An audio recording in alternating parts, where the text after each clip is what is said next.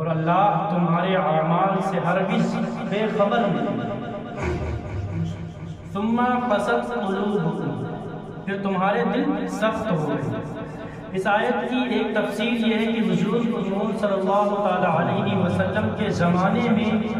موجود یہودیوں کو مخاطب کر کے فرمایا گیا کہ اپنے آباء و اجداد کے عبرت انگیز واقعات سننے کے بعد تمہارے دل حق بات کو قبول کرنے کے معاملے میں سخت ہے، اور وہ شدت و سختی میں پتھروں کی طرح ہے، شدت و سختی میں پتھروں کی طرح ہیں، بلکہ ان سے بھی زیادہ تمہارے دل سخت ہیں، کیونکہ پتھر بھی اثر قبول کرتے ہیں کہ کچھ پتھروں سے ندیاں بہ نکلتی ہیں، اور کچھ ایسے ہیں کہ جب ہٹ جاتے ہیں تو ان سے پانی نکلتا ہے، اور کچھ وہ ہیں جو اللہ تعالیٰ کے ڈر سے اوپر سے نیچے گر پڑتے ہیں، جبکہ تمہارے دل اطاعت کے لیے جھکتے ہیں، جبکہ تمہارے دل اطاعت کے لیے جھکتے ہیں، نہ نرم ہوتے ہیں، نہ اللہ تعالیٰ سے ڈرتے ہیں، اور نہ ہی وہ کام کرتے ہیں جس کا انہیں حکم دیا جاتا ہے۔ اور یاد رکھو اللہ تعالیٰ تمہارے اعمال سے ہرگز بے خبر نہیں ہے، بلکہ وہ تمہیں ایک خاص وقت تک کے لیے مہلت دے رہا ہے۔ دوسری تفسیر یہ ہے کہ اس آیت میں بنی اسرائیل کے وہ لوگ مراد ہیں جو حضرت موسیٰ علیہ السلام کے زمانے میں موجود تھے۔ ان کے بارے میں فرمایا گیا کہ بڑی بڑی نشانیاں اور حضرت موسیٰ علیہ السلام کے معجزات دیکھ کر بھی انہوں نے عبرت حاصل کی، ان کے دل پتھروں کی طرح ہو گئے، بلکہ ان سے بھی زیادہ، پتھروں سے بھی زیادہ سخت ہو گئے، کیونکہ پتھر بھی اثر قبول کر لیتے ہیں، یعنی کہ پتھر بھی پگھل جاتے ہیں،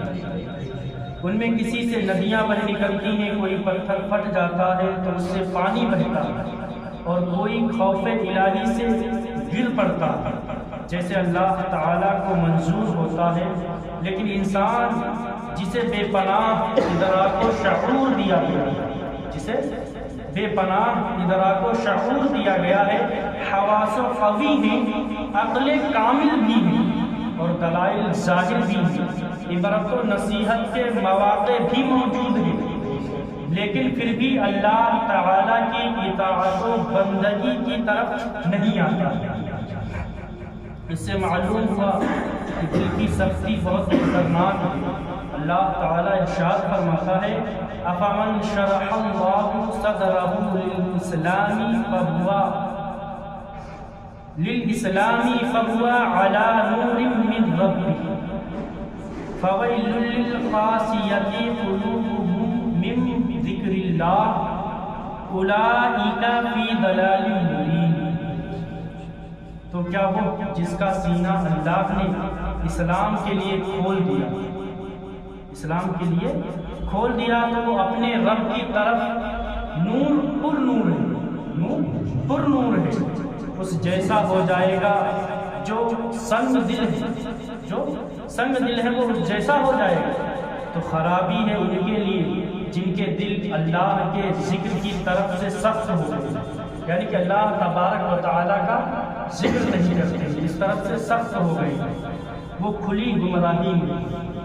حضرت عبداللہ بن عمر رضی اللہ تعالی عنہما سے روایت ہے، حضور اقدس صلی اللہ علیہ وسلم نے ارشاد فرمایا اللہ تعالیٰ کے ذکر کے علاوہ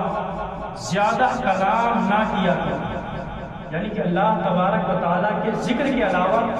دنیاوی جو باتیں جو کرتے ہیں زیادہ باتیں یا زیادہ کلام نہ کیا کرو، کہ اللہ تعالیٰ کے ذکر کے علاوہ کلام کی کثرت دل کو سخت بنا دیتی ہے، دل کو سخت بنا دیتی ہے، اور لوگوں میں اللہ تعالیٰ سے سب سے زیادہ دور وہ شخص ہوتا ہے، لوگوں میں اللہ تبارک و تعالیٰ سے سب سے زیادہ دور وہ شخص ہوتا ہے جس کا دل سخت ہو گیا، جس کا دل سخت ہو گیا وہ سب سے زیادہ اللہ تبارک و تعالیٰ سے دور ہوتا ہے۔ افتطمعون ان یؤمنوا لکم وقد کان فریق منهم یسمعون کلام اللہ ثم یحرفونہ من بعد ما عقلوہ وهم یعلمون۔ تو اے مسلمانوں، کیا تم یہ امید رکھتے ہو کہ یہ تمہاری وجہ سے ایمان لے آئیں گے؟ کیا تم یہ امید رکھتے ہو کہ یہ تمہاری وجہ سے ایمان لے آئیں گے؟ حالانکہ ان میں ایک گروہ وہ تھا، وہ اللہ کا کلام سنتے تھے اور پھر اسے سمجھ لینے کے بعد جان بوجھ کر بدل دیتے تھے۔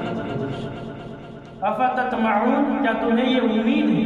انصار صحابہ کرام رضوان اللہ تعالی علیہم اجمعین کو اس بات کی بہت حرص تھی کہ یہودی اسلام قبول کر لیں، کیونکہ وہ یہودیوں کے حلیف تھے، مددگار تھے، پڑوسی تھے، اور ان کے پڑوسی بھی تھے۔ اس پر اللہ تعالیٰ نے ارشاد فرمایا کہ مسلمانوں، کیا تم یہ امید رکھتے ہو کہ یہ یہودی تمہارا یقین کریں گے اور تمہاری تبلیغ کی وجہ سے ایمان لے آئیں گے؟ حالانکہ ان میں ایک گروہ وہ تھا جو صرف علماء پر مشتمل تھا، یعنی کہ عالم لوگوں پر مشتمل تھا۔ وہ اللہ تعالیٰ کا کلام یعنی کہ تورات سنتے تھے اور پھر اسے سمجھ لینے کے بعد جان بوجھ کر کے اس میں بدل دیا کرتے تھے۔ اسی طرح ان یہودیوں نے بھی تورات میں تحریف کی اور رسول کریم صلی اللہ تعالی علیہ وسلم کی نعت بدل ڈالی۔ تو ایسے لوگوں کو کہا گیا کہ اے ایمان والو ایمان لائیں،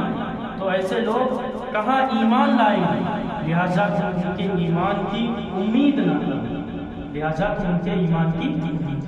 نہ کریں۔ وَإِذَا لَقُوا الَّذِينَ آمَنُوا قَالُوا آمَنَّا وَإِذَا خَلَا بَعْضُهُمْ إِلَى بَعْضٍ قَالُوا أَتُحَدِّثُونَهُم بِمَا فَتَحَ اللَّهُ عَلَيْكُمْ لِيُحَاجُّوكُم بِهِ عِندَ رَبِّكُمْ أَفَلَا تَعْقِلُونَ أَوَلَا يَعْلَمُونَ أَنَّ اللَّهَ يَعْلَمُ مَا يُسِرُّونَ وَمَا يُعْلِنُونَ۔ اور جب مسلمانوں سے ملیں تو کہیں ہم ایمان لائے، اور جب مسلمانوں سے ملتے تو کہتے کہ ہم ایمان لا چکے ہیں، ایمان لے آئے۔ اور جب آپس میں اکیلے ہوتے ہیں، اور یہودی جب آپس میں اکیلے ہوتے ہیں تو کہتے ہیں کیا ان کے سامنے وہ علم بیان کرتے ہیں؟ جو اللہ نے تمہارے اوپر کھولا ہے تاکہ اس کے ذریعے سے یہ تمہارے رب کی بارگاہ میں تمہارے اوپر حجت قائم کرے۔ کیا تمہیں عقل نہیں؟ کیا یہ اتنی بات نہیں جانتے کہ اللہ جانتا ہے جو کچھ وہ چھپاتے ہیں اور جو کچھ وہ ظاہر کرتے ہیں؟ وَإِذَا لَقُوا، اور جب وہ ملتے ہیں۔ حضرت عبداللہ بن عباس رضی اللہ تعالی عنہما فرماتے ہیں یہودی منافق جب صحابہ کرام رضوان اللہ تعالی علیہم اجمعین سے ملتے تو ان سے کہتے کہ جس پر تم ایمان لائے اس پر ہم بھی ایمان لے آئے۔ یہودی لوگ صحابہ کرام سے کہتے کہ جس پر تم ایمان لائے ہو اس پر ہم بھی ایمان لائے، تم حق پر ہو اور تمہارے آقا محمد مصطفیٰ صلی اللہ علیہ وسلم سچے ہیں، ان کا قول حق ہے، ہم ان کی نعت و صفت اپنی کتاب توریت میں پاتے ہیں۔ جب یہ اپنے سرداروں کے پاس جاتے، پھر جب یہ لوگ اپنے سرداروں کے پاس جاتے تو وہ ان منافقوں کو ملامت کرتے ہوئے کہتے، یعنی کہ وہ جو سردار تھے ان منافقوں کو ملامت کرتے ہوئے کہتے کیا تم مسلمانوں کے سامنے ان کے آقا محمد مصطفیٰ صلی اللہ علیہ وسلم کے بارے میں وہ باتیں بیان کرتے ہو جو اللہ تعالیٰ نے تمہارے سامنے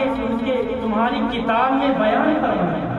تمہاری کتاب میں اللہ تبارک و تعالیٰ نے بیان فرمائی ہے تاکہ وہ اس کے ذریعے دنیا و آخرت میں تمہارے اوپر حجت قائم کر دی کہ جب ہمارے آقا محمد مصطفیٰ صلی اللہ علیہ وسلم کا نبی برحق ہونا تمہاری کتاب میں موجود ہے تو تم نے ان کی پیروی کیوں نہ کی؟